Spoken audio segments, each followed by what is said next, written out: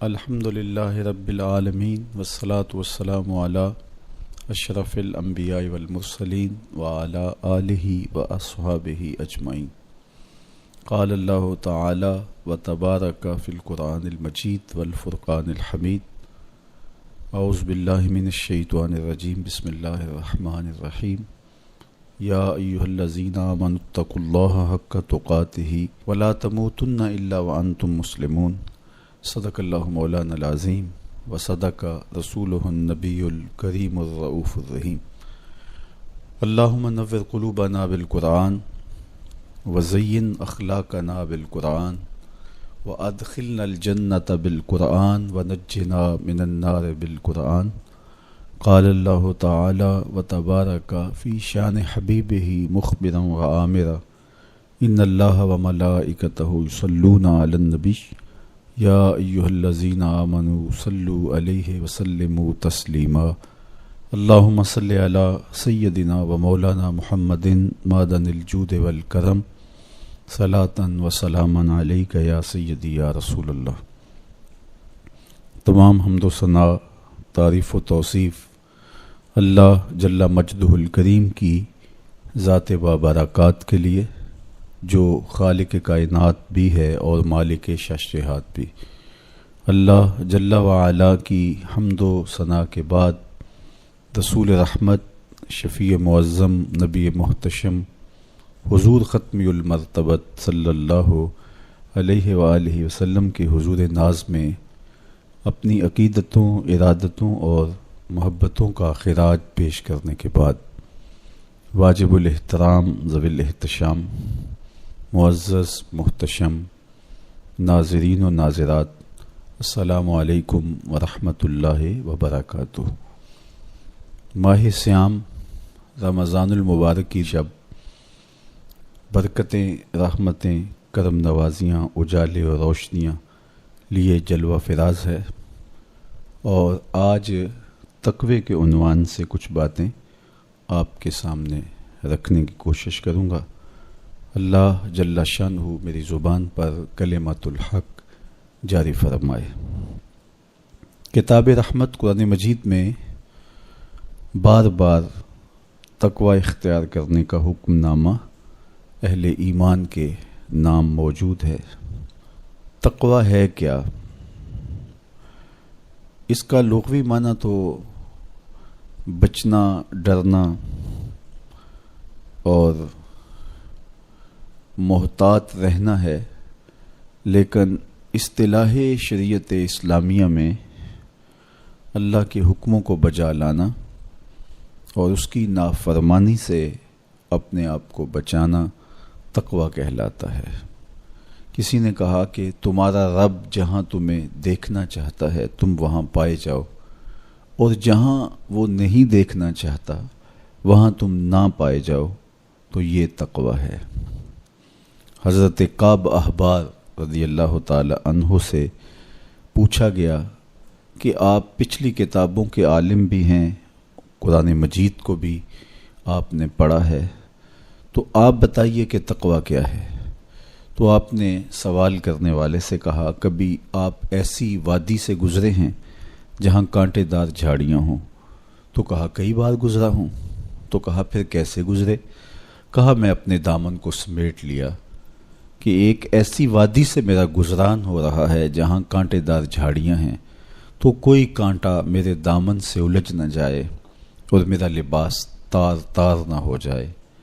تو حضرت کعب احبار فرمانے لگے کہ تقوی بھی اسے ہی کہتے ہیں، دنیا میں رہ کر کے اس طرح سے زندگی بسر کی جائے کہ گناہوں سے دامن داغدار نہ ہونے پائے۔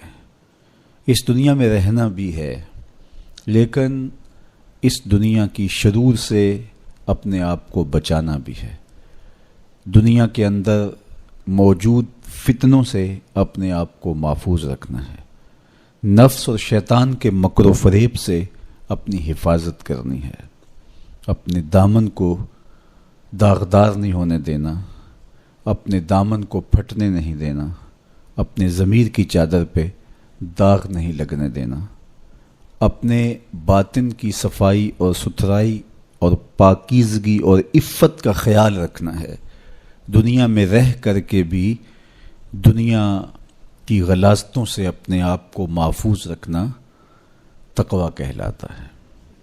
کہا اس دنیا میں اس طرح رہو جس طرح کشتی پانی میں رہتی ہے، پانی میں رہنے کے باوجود اپنے اندر پانی نہیں آنے دیتی، چونکہ اگر کشتی پانی میں رہے تو خیر ہے، خود بھی تیرے گی اور اپنے اوپر بیٹھے سواروں کو بھی کنارے تک لے جائے گی، لیکن اگر پانی کشتی میں داخل ہونا شروع ہو گیا تو خود بھی ڈوبے گی اور جو اس کے اوپر سوار ہوں گے وہ بھی ڈوب جائیں گے۔ اس لیے تم دنیا میں رہو تو خیر ہے، لیکن دنیا اگر تمہارے اندر اتر آئی تو پھر کچھ باقی نہیں بچے گا۔ من نظر الی الدنیا نظر الحب اخرج اللہ تعالی من قلبہ نور الیقین والزہد، جو دنیا کو محبت کی نظر سے دیکھتا ہے اللہ اس کے دل سے زہد اور تقوی کے نور کو کھینچ لیتا ہے۔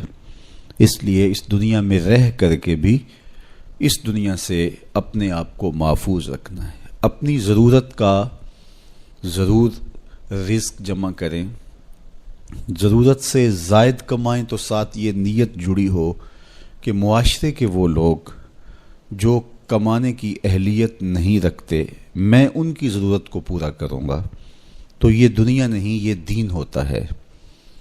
لیکن جب خواہشات انسان کو یوں گھیر لیتی ہیں اور وہ اپنے خالق سے غافل ہو کے اس دنیا کو مقصود بنا لیتا ہے تو پھر وہ اپنے اندر اور اپنے باطن کو خراب کر بیٹھتا ہے۔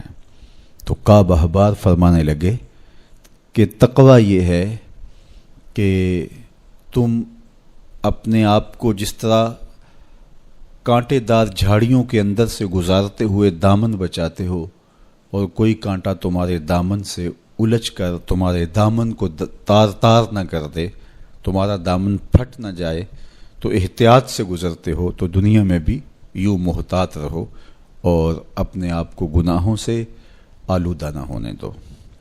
حضرت سیدنا علی المرتضیٰ رضی اللہ تعالی عنہ سے تقویٰ کے حوالے سے دریافت کیا گیا تو آپ نے بڑی جامع تعریف ارشاد کی، فرمایا کہ تقویٰ کیا ہے؟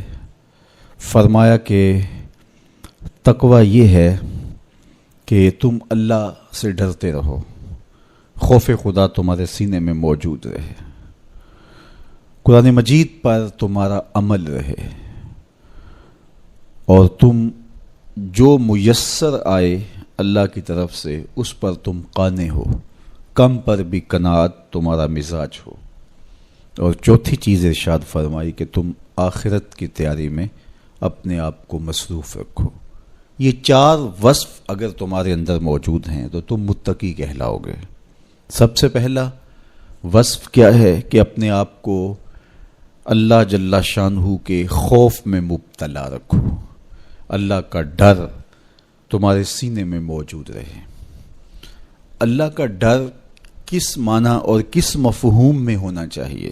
عمومی طور پہ بندہ جس شے سے ڈرتا ہے اس سے وحشت بھی کرتا ہے، اس سے نفرت بھی کرتا ہے، سانپ سے ڈرتا ہے، بچھو سے ڈرتا ہے اور موذی جانوروں سے خوف زدہ ہوتا ہے، لیکن اگر ہتھے چڑھ جائیں تو انہیں چھوڑتا بھی نہیں، بلکہ ہمیں تو حکم دیا گیا اقتل الموذی قبل ان یوذی، قبل اس سے کہ موذی تم کو ایذا دے تم اس کا خاتمہ کر ڈالو، اگر تمہارے بس میں ہو تو تم انہیں مار ڈالو۔ تو عمومی طور پہ بندہ جس سے ڈرتا ہے اس سے نفرت بھی کرتا ہے، لیکن اللہ سے بندہ ڈرتا بھی ہے، اس سے محبت بھی کرتا ہے۔ تو یہ ڈر پھر کس مفہوم میں ہوا؟ تو کچھ اشیاء سے، کچھ لوگوں سے ڈر ان کے گزند کی وجہ سے ہوتا ہے، لیکن یہ ڈر جو اللہ کا بندہ مومن کے دل میں ہے یہ محبت کا ڈر ہے۔ جب کوئی کسی سے پیار کرتا ہے تو اس کی ناراضگی سے ڈرتا ہے، وہ روٹھ نہ جائے، وہ ناراض نہ ہو جائے۔ میری زندگی کا سارا سرمایہ تو اس کی خوشیاں ہیں، اس کی خوشی میری زندگی کا جمال ہے، اور اگر وہ روٹھ گیا تو میری زندگی اجڑ جائے گی، میری زندگی کا سارا نور ختم ہو جائے گا، میری زندگی کی ساری خوشیاں ختم ہو جائیں گی۔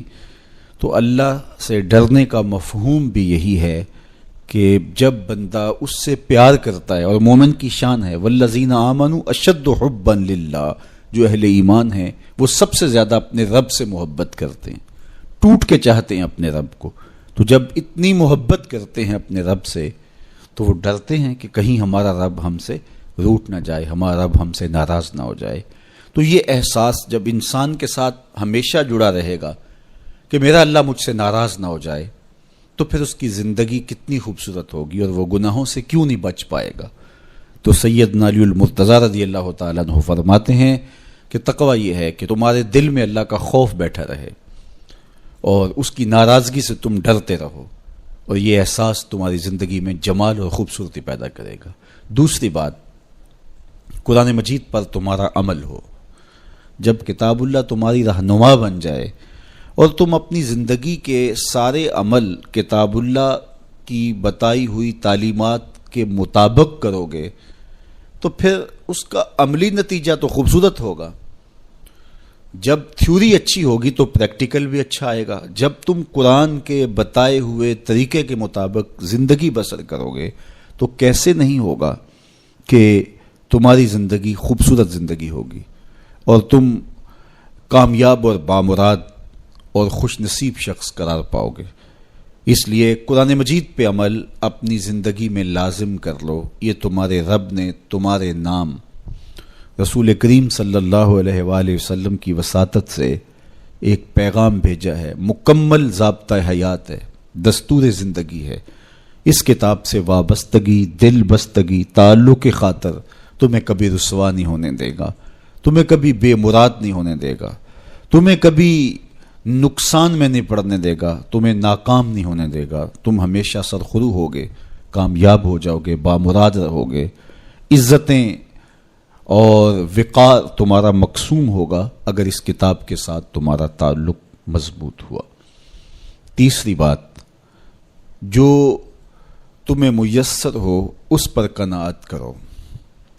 میسر پر قناعت کرنے کی عادت بن جائے تو زندگی کی تلخیاں ختم ہو جاتی ہیں۔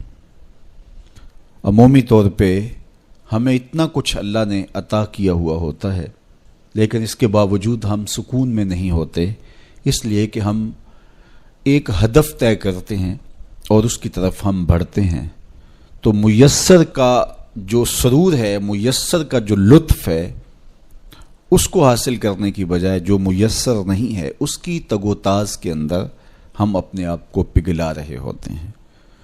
تو اس لیے ہم جب اللہ کے دیے گئے پر قناعت کریں گے، ہاں آپ زیادہ کی کوشش کر سکتے ہیں اس نیت کے ساتھ کہ میں دوسرے ضرورت مندوں کی ضرورت بھی پوری کروں، لیکن اطمینان آپ کو یہ ہونا چاہیے کہ جو مجھے میسر ہے، یہ میرا مقدور تھا، یہ مجھے مل گیا، اور اگر میرا مقدور کوئی اور بھی ہوا تو وہ بھی مجھے مل جائے گا، اور ملے گا تب جب اس کا وقت ہوگا، وقت سے پہلے نہیں ملے گا۔ جب ہم اپنے مقدور کو وقت سے پہلے حاصل کرنے کی کوشش کرتے ہیں تو پھر زندگی میں تلخی بھر جاتی ہے، ہم بے چین ہو جاتے ہیں کہ وہ مل کیوں نہیں رہا، میاں وہ کیسے ملے، اس کے ملنے کا بھی وقت ہی نہیں آیا ہے۔ تو ہم ایک اضطراب میں مبتلا ہو جاتے ہیں، بے چین ہو جاتے ہیں۔ اور اگر ہم یہ یقین کر لیں کہ ہمارے مقدور کا ہمیں جب وقت ہوگا تو ضرور ملے گا، تو پھر زندگی کے اندر ایک طمانینت پیدا ہو جائے گی۔ تو جو تھوڑا میسر ہے، جو زیادہ میسر ہے، اس پر ہم مطمئن ہونے کی عادت پیدا کر لیں۔ سیدنا علی المرتضیٰ رضی اللہ تعالی عنہ سے ہی مروی حضور کا ایک فرمان ہے، جو اللہ کے دیے گئے تھوڑے رزق پہ راضی ہو گیا، اللہ اس کے تھوڑے عملوں پہ راضی ہو جائے گا۔ تو قناعت کا جوہر نصیب ہو جائے تو پھر زندگی سوکھی بھی ہو جاتی ہے اور تقوی کی دولت بھی نصیب ہو جاتی ہے۔ چوتھی چیز سیدنا علی المرتضیٰ رضی اللہ تعالیٰ عنہ فرماتے ہیں، یہ ہے کہ تم آخرت کی تیاری میں لگے رہو۔ تمہارا جب ہدف وہ ہے کہ میں ایک دن اللہ کے حضور پیش ہونا ہے اور اپنے سارے اعمال کی جواب دہی اور سارے اعمال کا حساب میں نے اس کے حضور پیش کرنا ہے، تو پھر تم پھونک پھونک کے قدم رکھو گے، حزم و احتیاط سے زندگی گزارو گے۔ اور تقوی نام ہی حزم و احتیاط کا ہے، تقوی نام ہی زندگی کو منظم اور مرتب کر کے اللہ کے حکموں کو بجا لانے کا ہے۔ حضرت شیخ احمد شیخ مجدد الفسانی علیہ رحمہ فرماتے ہیں کہ تقوی دو چیزوں سے عبارت ہے، ایک اللہ کے حکموں کو بجا لانا اور ایک اللہ کی منع کردہ چیزوں سے اجتناب کرنا۔ اور بڑی خوبصورت بات آپ نے کی، فرمایا اللہ کے حکموں کو بجا لانا، اس کی اطاعت اور فرما برداری کرنا، یہ تو فرشتے بھی کرتے ہیں اور انسان بھی کرتے ہیں، لیکن وہ چیزیں جو منع کی گئی ہیں ان سے رک جانا تو یہ کام صرف انسانوں کا ہے، چونکہ فرشتوں کے اندر تو یہ چیز ہی موجود نہیں ہے، ان کے اندر خواہشات رکھی ہی نہیں گئی جن سے وہ رک جائیں، آرزوئیں رکھی ہی نہیں گئیں جن سے وہ باز آ جائیں۔ تو وہ تو اللہ کی عبادت کرتے ہیں، ذکر و فکر میں لگے ہیں، طاعت اور فرما برداری میں لگے ہیں، اور ان امور سے رکنے کا ان کا باب ہی نہیں ہے، تو یہ حضرت انسان کا کام ہے کہ وہ ان امور سے منع ہو جائے جن امور سے ان کے رب نے انہیں منع کیا ہے۔ تو یہ شے حضرت انسان کو ممتاز کرتی ہے اور تقوی کے حصول کا ذریعہ اور ضامن بنتی ہے۔ اللہ جل شانہ کے منع کردہ کاموں سے رک جائے اور اس کے حکموں کو بجا لانے کی کوشش میں لگا رہے، یہ تقوی کہلاتا ہے۔ بعض نے یہ کہا کہ انسان کے جو ظاہری اعمال ہیں اور انسان کے جو باطنی اعمال ہیں، ان دو اعمال کو دو حصوں میں تقسیم کیا، تو کہا کہ جو باطن کے اعمال ہیں وہ تقوی کہلاتے ہیں۔ آپ کوئی نیک عمل کرتے ہیں تو ظاہر ہے کہ وہ امتثال امر کے طور پہ آپ وہ کام بجا لا رہے ہیں، لیکن اب آپ دل سے بھی رکے ہوئے ہیں اس کام سے، تو یہ آپ کے دل کا عمل ہے اور یہ تقوی کہلاتا ہے۔ قرآن مجید میں اللہ تعالیٰ نے ایک مقام پہ ارشاد فرمایا، جو اللہ کی نشانیوں شعائر اللہ کی تعظیم کرتے ہیں تو یہ دل کا تقوی ہے۔ تو تقوی کا تعلق پھر جڑ جاتا ہے دل سے۔ میرے اور آپ کے آقا و مولا حضور نبی رحمت صلی اللہ علیہ وآلہ وسلم نے ارشاد فرمایا، التقوی ہا ہونا، التقوی ہا ہونا۔ حضور نے اپنے سینے کی طرف اشارہ کر کے کہا تقوی یہاں ہے، تقوی یہاں ہے۔ تو تقوی کا مرکز انسان کا دل ہے۔ ایک حدیث پاک میں آیا جو صحیح مسلم میں موجود ہے کہ ان اللہ لا ينظر الى صورکم واموالکم، اللہ تمہاری صورتوں کو نہیں دیکھتا، اللہ تمہارے مالوں کو نہیں دیکھتا کہ کون کتنا خوبصورت ہے، کس کے پاس کتنی دولت ہے، نہ تمہاری صورتیں دیکھتا ہے، نہ تمہارے بنگلے دیکھتا ہے، نہ تمہاری جائیدادیں دیکھتا ہے، نہ تمہارا بینک بیلنس دیکھتا ہے۔ اسے تمہاری صورتوں سے غرض نہیں ہے، اسے تمہارے اموال سے سروکار نہیں ہے۔ وَلَٰكِن يَنظُرُ إِلَىٰ قُلُوبِكُمْ وَأَعْمَالِكُمْ، وہ تمہارے دل دیکھتا ہے اور تمہارے عمل دیکھتا ہے۔ تمہارے کپڑے پھٹے پرانے ہیں، جھونپڑے میں رہتے ہو، لیکن عمل خوبصورت ہیں۔ تمہارا قلب سلیم ہے، اس دل میں اللہ کی محبت، اللہ کا پیار رکھا ہے، اللہ جل شانہ کے محبوب کا پیار رکھا ہے، تو وہ دل خوبصورت ہے۔ تو تمہارے لباس پھٹے پرانے کیوں نہ ہوں، تمہارے رہنے کی جگہ انتہائی نا آسودہ کیوں نہ ہو، لیکن تمہارا دل اچھا ہے، تمہارے عمل اچھے ہیں، تو تمہارے رب کو یہ پسند ہے۔ تو تقوی کا مرکز تمہارا قلب ہے، تمہارا دل ہے۔ تو دل کی پاکیزگی، دل کی صفائی، دل کی ستھرائی یہ اللہ جل شانہ کو محبوب ہے۔ ہم عمومی طور پہ اپنے ظاہر کو سنوارنے میں لگے رہتے ہیں اور باطن ہمارا میلا کچیلا ہی رہتا ہے۔ ہمارا رب ہم سے اس بات کا تقاضا کرتا ہے کہ تمہارا دل بھی ستھرا ہونا چاہیے، تمہارا دل بھی پاک ہونا چاہیے۔ باہو علیہ رحمہ فرماتے ہیں کہ دل کالے نالوں منہ کالا چنگا، جے کوئی یہ رمز پچھانے ہو۔ تو اصل تو پاکیزگی، طہارت، صفائی، عفت قلب کی ہے۔ تو اس لیے اللہ تعالیٰ جل شانہ نے مومنین کے قلوب کی پاکیزگی، طہارت اور صفائی اور عفت کا تقاضا اہل ایمان سے کیا ہے۔ اللہ جل شانہ نے بندوں کو جو عزت عطا کی ہے تو اس کا معیار تقویٰ کو قرار دیا۔ کون کتنا معزز ہے یہ اس کی دولت سے نہیں ناپا جا سکتا، اس کے قبیلے اور اس کے خاندان سے نہیں جانچا جا سکتا، اس کے لباس سے آپ یہ اندازہ نہیں کر سکتے کہ یہ معزز شخص ہے۔ کسی شخص کا کسی قوم سے تعلق ہے اور وہ گوری رنگت والی قوم ہے یا وہ کسی اور رنگت سے متعلق ہے تو وہ اس کی عزت کا ظرف نہیں ہے۔ ان اکرمکم عند اللہ اتقاکم، تم میں سے معزز وہ ہے جو متقی ہے، جو پرہیزگار ہے۔ دیکھیے ابو لہب قریشی النسب تھا، لیکن خوبصورت ہونے کے باوجود، عالی مرتبت نسب رکھنے کے باوجود آج بھی اس پر لعنتیں برس رہی ہیں۔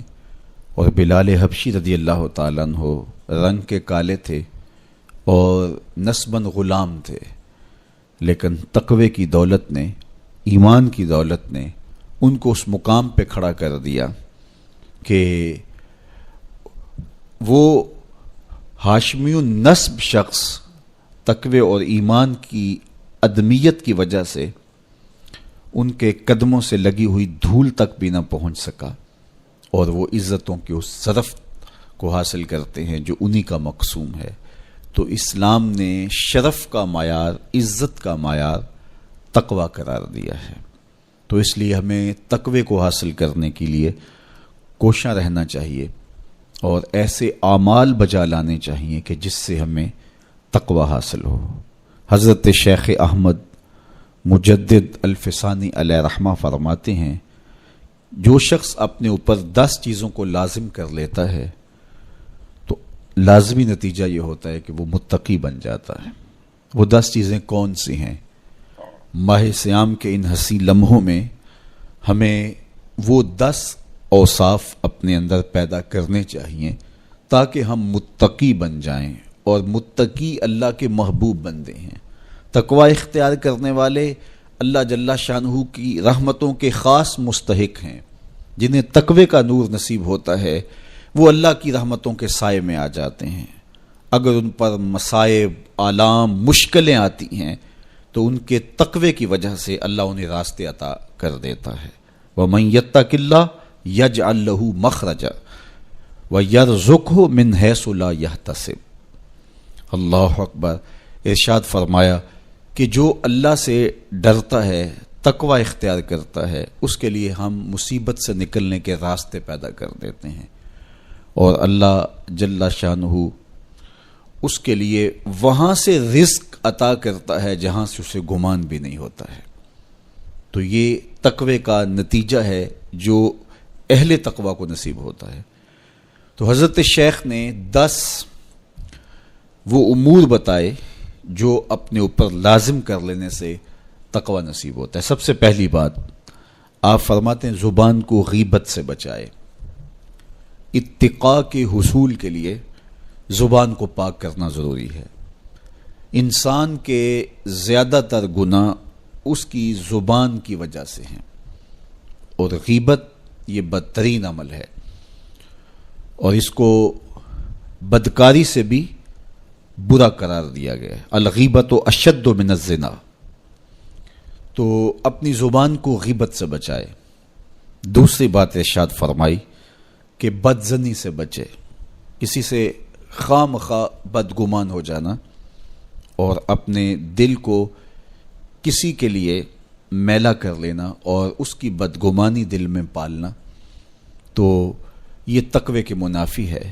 تو کسی کی بدگمانی سے، بدظنی سے اپنے دل کو بچائے، زبان کو غیبت سے بچائے، دل کو بدگمانی سے بچائے، اور مسخرہ پن سے بچے، بات بات پہ ٹھٹھے مار کے ہنسنا اور اس طرح کی زندگی بسر کرنا۔ اور آج کل تو جب بھی دوست احباب اکٹھے بیٹھتے ہیں تو سنجیدہ اور متین باتیں کم ہوتی ہیں، زیادہ وقت لطیفوں میں ہی کٹ جاتا ہے۔ انسان کو خوش مزاج ہونا چاہیے، اس کی طبع میں شگفتگی ہونی چاہیے، لیکن شگفتگی، خوش مزاجی اور مسخرہ پن میں فرق ہے، اس کو سمجھنا چاہیے۔ سنجیدہ اور متین زندگی یہ مومن کی زینت ہے، انسانیت کا حسن ہے۔ اس لیے تقوی کے حصول میں مانع ہے مسخرہ پن۔ اگر کوئی شخص متقی بننا چاہتا ہے تو اس کو سنجیدہ اور متین بننا ہوگا۔ طبیعت کی خوش مزاجی یہ معنی نہیں ہے، لیکن مسخرہ پن اور چیز ہے، اس سے روک دیا گیا۔ چوتھی چیز حضرت شیخ احمد فرماتے ہیں کہ اپنی آنکھ کو حرام سے بچائے۔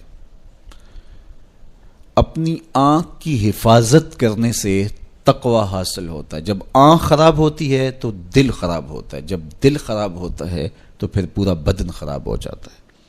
اس لیے وہ دروازہ جو کھلا ہے اور اس سے بدی شر اندر اتر رہی ہے اور پھر اس سے آپ کا سارا نظم ہستی برباد ہو رہا ہے، تو اس دروازے کو بند کریں، تو اپنی آنکھ کو حرام سے بند کریں۔ پانچویں چیز ارشاد فرمائی، ہمیشہ سچ بولے۔ جھوٹا شخص کبھی متقی نہیں ہو سکتا۔ اتقاء کے حصول کے لیے اپنے آپ کو سچ کا خوگر بنانا ہوگا۔ سچ کے بغیر کبھی نہ بولیں۔ جھوٹ بولنے والے کی زبان سے شر پھیلتا ہے، اور جب کوئی شخص جھوٹ بولتا ہے تو حدیث پاک میں آتا ہے اس سے بدبو نکلتی ہے، جس کو عام لوگ تو نہیں سونگھ پاتے، لیکن اللہ کے فرشتے 1 میل دور پیچھے ہٹ جاتے ہیں۔ تو مومن سچا ہوتا ہے، مومن جھوٹا نہیں ہوتا، اور تقوی کے اصول کے لیے سچ شرط ہے۔ چھٹی چیز ارشاد فرمائی، ہر حال میں اللہ کا احسان مانے۔ جب کوئی بھی انسان پر بہتری آئے تو اس وقت یہ کہے کہ یہ میرے رب کا احسان ہے کہ مجھے یہ حاصل ہوا ہے۔ بہت سارے لوگ اپنی محنت کا نتیجہ قرار دیتے ہیں کہ یہ میں نے کیا تو اس کے نتیجے میں یہ ملا۔ بسا اوقات آپ کتنا سیدھا کام کر رہے ہوتے ہیں، کتنی محنت کر رہے ہوتے ہیں، لیکن نتیجہ اس کے برعکس آ رہا ہوتا ہے۔ سیدنا علی المرتضیٰ رضی اللہ تعالیٰ عنہ فرماتے ہیں، میں نے اللہ کو اپنے ارادوں کی شکست سے پہچانا، تو یہ اس کی کرم نوازی ہے کہ اس نے ایسا کر دیا۔ صحت میرا کمال نہیں، یہ اللہ کی عطا ہے۔ علم میرا کمال نہیں، یہ اللہ کی عطا ہے۔ لہجوں کی خوبصورتی یہ اس کی عطا سے ممکن ہے۔ اس نے آنکھوں میں روشنائی رکھی، اس نے توفیق عمل نصیب فرما دی، اس نے اچھائی کی راہوں پہ گامزن کیا۔ ماہ صیام میں روزہ رکھنے کی توفیق ہوئی، صلاۃ التراویح میں حاضری کا موقع میسر آیا، دیگر صالح اعمال تلاوت کلام مجید نصیب ہوئے، تو مت سمجھے کہ یہ کوئی میرا کمال ہے۔ اللہ کا احسان مانے گا تو غرور پیدا نہیں ہوگا، تکبر پیدا نہیں ہوگا۔ تو ہر حال میں اللہ کا احسان مانے، جو بھی خیر اس کو ملے وہ کہے یہ میرے رب کی طرف سے ہے، اور اگر اس کا کرم نہ ہوتا تو یہ عمل مجھے نصیب نہ ہوتا۔ اور کتنے عمل ہیں کہ نصیب ہونے کے بعد عجب سے، تکبر سے، ریاکاری سے برباد ہو جاتے ہیں۔ کیتی کتری پئی کھو محمد تے سکہ بنیا زردہ، کتنے عمل ہیں کہ برباد ہو جاتے ہیں، تکبر آ گیا، عجب آ گیا، ریاکاری آ گئی، تو یہ اس کی طرف سے ہی ہے۔ تو جب یہ کہے گا تو عجب، تکبر، غرور کچھ پیدا نہیں ہوگا، تو پھر عمل قبول ہوگا اور انسان تقوی کی منزل تک پہنچے گا۔ ساتویں چیز، اپنا مال راہ حق میں خرچ کرے۔ ناحق راستے پر ایک درہم بھی خرچ نہ کرے۔ کمایا ہوا مال راہ حق میں خرچ کرنے سے اتقاء کی دولت نصیب ہوتی ہے۔ اللہ قیامت کے دن بندے کے قدم اپنے حضور سے ہٹنے نہیں دے گا جب تک اس سے 3 سوال نہیں کر لے گا۔ ان میں سے ایک سوال یہ ہوگا کہ مال کمایا کہاں سے، مال خرچ کہاں کیا۔ جس طرح مال حلال کمانا ضروری ہے، مال کو جائز جگہوں پہ خرچ کرنا بھی ضروری ہے، حق کے راستے پہ خرچ کرنا بھی ضروری ہے۔ اس لیے یہ اپنی طبع کے اندر لازم کر لے کہ کبھی بھی اس کا مال کسی ناجائز اور فضول کام میں خرچ نہ ہو، راہ حق میں اس کا مال لگے۔ 8ویں چیز، نفس کے لیے کبھی بڑائی بلندی نہ چاہے، اس سے طبیعت میں سرکشی آئے گی اور تقوی کے راستے میں یہ عمل مانے ہے۔ اور نمازوں کی حفاظت کرے۔ نمازوں کی اگر حفاظت نہیں کرتا تو باقی سارے عمل اس کے پاس ہیں، تو وہ متقی کیسے بن سکتا ہے؟ چونکہ یہ تو اسلام کا بنیادی فریضہ ہے جو اہل ایمان پر لازم کیا گیا ہے، جو کسی صورت کے اندر بھی، حتیٰ کہ حالت بیماری کے اندر بھی معافی جس کی نہیں ہے، سفر کے اندر بھی نماز کی معافی نہیں، مختصر کر دی گئی، قصر کر دی گئی، لیکن معافی نہیں دی گئی، حالت جنگ کے اندر بھی اس کی معافی نہیں ہے۔ تو نمازوں کی محافظت کرے۔ اور 10ویں چیز، حضرت شیخ فرماتے ہیں عقیدوں کی صحت کا خیال رکھے، اپنے عقیدے اپنے نظریات خوبصورت رکھے، وہی جو طریقہ مبارکہ اہل سنت و جماعت کے بزرگوں کے عقائد تھے اور شروع سے صحابہ سے لے کے دور موجود تک چلے آ رہے ہیں، ان کی مطابقت کے اندر اپنے عقیدے رکھے۔ نظریات کا عکس اعمال پہ ہوتا ہے، اگر نظریات اچھے نہیں ہیں تو اعمال بھی اچھے نہیں ہیں۔ تو یہ 10 خوبیاں اور 10 چیزیں اگر کسی شخص نے اپنے اندر لازم کر لیں تو پھر لازمی نتیجہ یہ ہے کہ وہ متقی بن جائے گا، وہ پرہیزگار بن جائے گا۔ روزے کا مقصد بھی تقوی ہے، تو یہ بات ذہن میں رکھیے گا کہ صرف روزہ ہی نہیں، ہر عمل خیر کا مقصود تقوی ہے۔ تقوی کا حصول یہ اہل ایمان سے تقاضا ہے ہمارے رب کا کہ وہ متقی بن جائیں۔ متقی ایک صاف ستھرا انسان ہوتا ہے، پاکیزہ وجود ہوتا ہے۔ متقی شخص کسی کو ضرر نہیں دیتا، کسی کو دکھ نہیں پہنچاتا، وہ کسی کا حق غصب نہیں کرتا، کسی پر ظلم، زیادتی، جور و تعدی سے پیش نہیں آتا، وہ لوگوں کے حقوق کی پاسداری کرتا ہے، وہ اپنے فرائض کو پورا کرتا ہے، وہ خلق کے حق کو بھی ادا کرتا ہے اور خالق کے حق کو بھی ادا کرتا ہے، وہ دھرتی پر اللہ جل شانہ کی رحمتوں کا روپ ہے، دھرتی کا بوجھ نہیں ہے بلکہ دھرتی کی زینت ہے۔ تو ایسے پاکیزہ وجود یہ مقصود ہیں شریعت کے، اس لیے ہمیں تقوی ہر صورت میں حاصل کرنا چاہیے۔ قرآن مجید میں تقریباً 258 مرتبہ تقوی کو اختیار کرنے کا مختلف صیغوں کے ساتھ حکم دیا گیا ہے۔ تو اب آپ اندازہ کیجئے یہ کتنی اہم شے ہے جس کا تقاضا اہل ایمان سے کیا گیا ہے۔ تو اللہ جل شانہ کی بارگاہ میں میری دعا ہے جملہ ناظرین کے لیے، ناظرات کے لیے، آپ سب لوگوں کے لیے، اپنے لیے، اپنے ساتھ جڑے ہوئے تمام لوگوں کے لیے کہ اللہ سب کو اتقاء کی دولت نصیب کر دے۔ یہ زندگی بے مقصد نہ گزر جائے۔ ہم جس مقصد کے لیے آئے ہیں ایسا نہ ہو کہ ساری زندگی گزار کے چلے جائیں اور خالی دامن لے کے اللہ کے حضور پیش ہوں۔ نہیں، اس دامن کو تقوی کے نور سے بھر کر اس کے حضور پیش ہوں، لیکن اس کے فضل پہ آس ہو، مغرور نہ ہونا، جو میسر آ جائے اس کو اللہ کا احسان سمجھنا، اور اس کے حضور کہا مالک مجھ سے تو یہی ہو سکا ہے، اور یہ بھی میری کوتاہیاں اور میری کمزوریوں کے ساتھ ہے سب کچھ، تو اپنے کرم سے میرے پہ رحم فرما۔ تو اللہ تعالیٰ کو ایسا بندہ بڑا پسند ہے جو اس کو راضی کرنے کی کوشش میں لگا رہتا ہے ساری زندگی۔ آپ کے پاس ایک ملازم ہے اور وہ کمزور ہے، لیکن سارا دن کوشش میں لگا رہتا ہے، کبھی وہ دیواریں صاف کر رہا ہے، کبھی وہ آپ کے دروازے پر کپڑا لگا کے اس کو صاف ستھرا کر رہا ہے، کبھی پانی آپ کو پیش کر رہا ہے، کبھی آپ کی گاڑی کو کپڑا لگا کے صاف کر رہا ہے، کبھی اور آپ کے کام میں لگا ہے، اور وہ کمزور ہے، کبھی بیچارہ تھک کے دھوپ میں بیٹھ بھی جاتا ہے، کبھی اس سے ہوتا ہے کبھی اس سے نہیں ہوتا، لیکن وہ نیت سے برا نہیں ہے، ہر وقت اس کی کوشش ہے کہ صاحب مجھ سے راضی ہو جائیں، تو آپ اس کی بہت ساری کوتاہیاں معاف کر دیتے ہیں۔ وہ کہتے ہیں یار کمزور ضرور ہے لیکن نیت کا ماڑا نہیں ہے، تو یار اگر ہم نیت کے ماڑے نہ ہوں، ساری زندگی اللہ کو راضی کرنے کے لیے گزار دیں، تو وہ بھی تو دیکھ رہا ہے یہ میرا بندہ ہے۔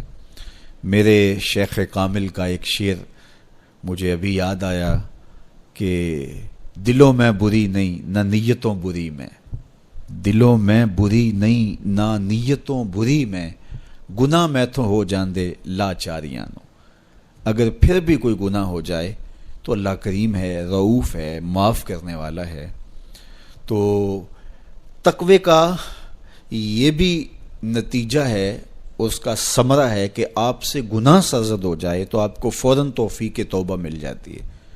اگر یہ صالح اعمال آپ بجا لاتے ہوں تو زندگی کے اندر گناہوں کا سرزد ہونا ممکن ہے، لیکن متقی شخص سے گناہ سرزد ہو جائے تو وہ فوراً رجوع اللہ کرتا ہے، فوراً اس کو توفیق توبہ نصیب ہو جاتی ہے، اس کو کھٹکنے لگتا ہے کہ مجھ سے کچھ ہو گیا ہے، تو وہ بے چین ہو جاتا ہے۔ تو آئیے میں اور آپ اپنی زندگیوں میں تقوی کے نور کو بھر لیں۔ جہاں نور ہوگا وہاں اندھیرا نہیں ہوگا، اور اگر یہ نور باطن میں نہیں اترے گا تو وہاں اندھیرے ہوں گے، ظلمتیں ہوں گی۔